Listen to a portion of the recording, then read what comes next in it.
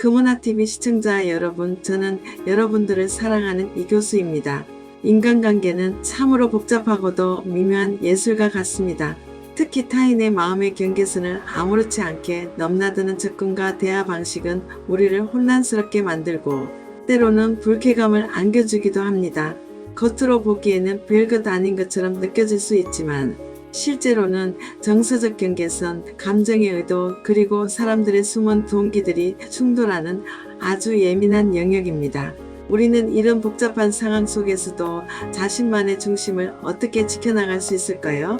오늘 이 시간 마음의 경계와 분별 시리즈의 중요한 에피소드로 정상이 아닌 사람들 사이에서 나는 어떻게 중심을 지킬 것인가라는 주제로 이야기를 나눠보려 합니다.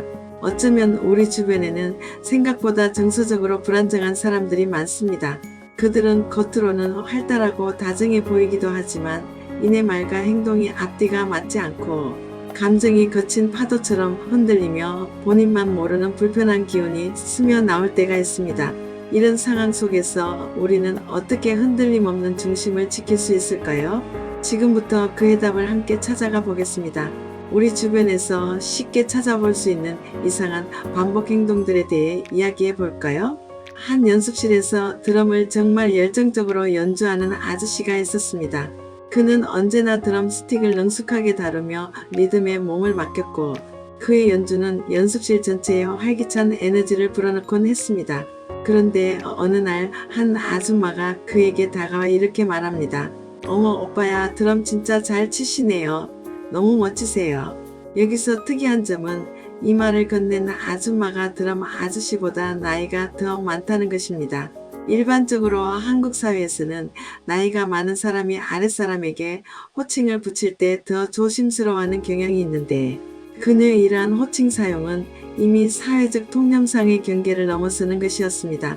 그리고 그 말투에는 어딘가 모르게 이상한 억지 웃음과 가장된 감정이 섞여 있었습니다. 마치 연극의 한 장면처럼 부자연스럽고 듣는 이로 하여금 불편함을 느끼게 하는 종류의 친근함이었습니다. 어색하고 너무나도 가깝게 느껴지는 명백히 타인의 개인적인 경계를 침범하는 말들이었죠. 그런데 이런 접근은 그 아줌마 한 명에게서 그치지 않았습니다. 다른 아줌마도 비슷한 방식으로 접근하기 시작했습니다. 그녀 역시 드럼 아저씨의 연주를 칭찬하며 과도한 친밀감을 표현했고 이내 두 아줌마는 마치 서로 경쟁이라도 하듯이 계속해서 드럼 아저씨에게 말을 걸고 어색한 교감을 시도했습니다. 드럼 아저씨는 그들의 이런 행동에 아무런 반응도 보이지 않았습니다. 그는 그저 묵묵히 자신의 드럼 연주에 집중할 뿐 그들의 과도한 관심에는 일절 응답하지 않았습니다.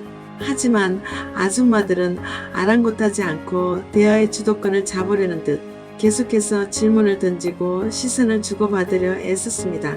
이러한 상황 속에는 몇 가지 감정 조작의 시그널이 숨어 있습니다. 이는 단순한 친밀함의 표현이 아니라 상대방의 감정을 조종하려는 은밀한 시도일 수 있습니다.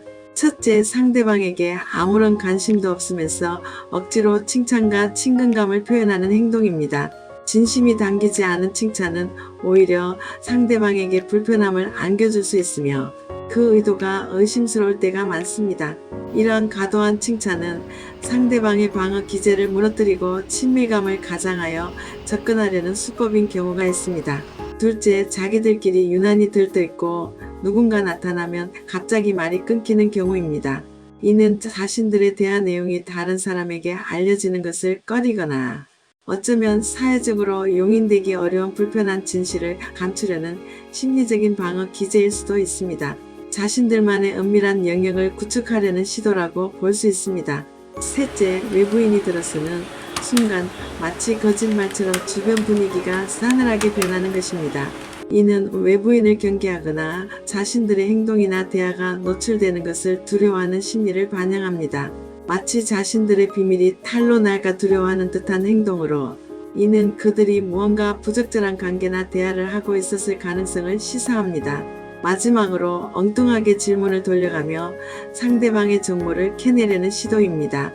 이러한 질문은 단순히 호기심에서 비롯된 것이 아니라 상대방의 개인적인 영역을 침범하고 정보를 수집하여 나중에 자신들의 목적에 이용하려는 의도를 내포하고 있을 수 있습니다. 가끔 사람들은 이렇게 물어보곤 합니다. 회사 어디 다니세요?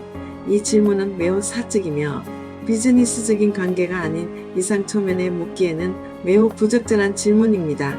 그럴 때 우리는 순간 당황하게 됩니다. 상대의 직업에 관한 질문은 매우 조심스러운 사적 질문입니다. 그 순간 분위기는 더욱 조심스럽습니다.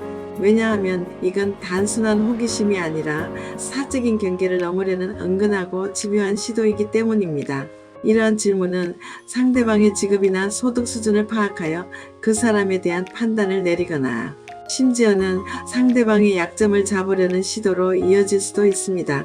그렇다면 이 사람들은 왜 이런 행동을 보이는 걸까요? 이상한 말투, 어색한 접근, 나이와 상관없이 막무가내로 다가서는 사람들.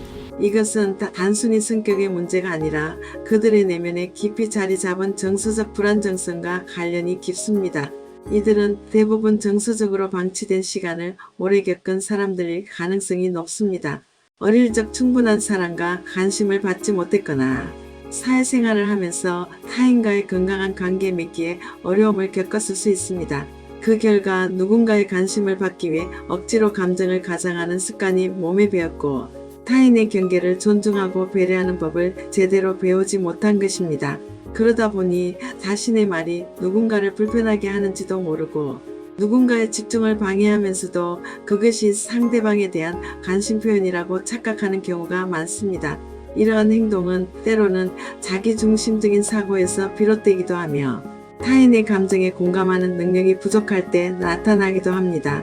그들은 자신의 행동이 타인에게 미치는 영향을 인지하지 못하거나 혹은 인지하더라도 자신의 욕구를 충족시키는 것이 더 중요하다고 여기는 경향이 있습니다.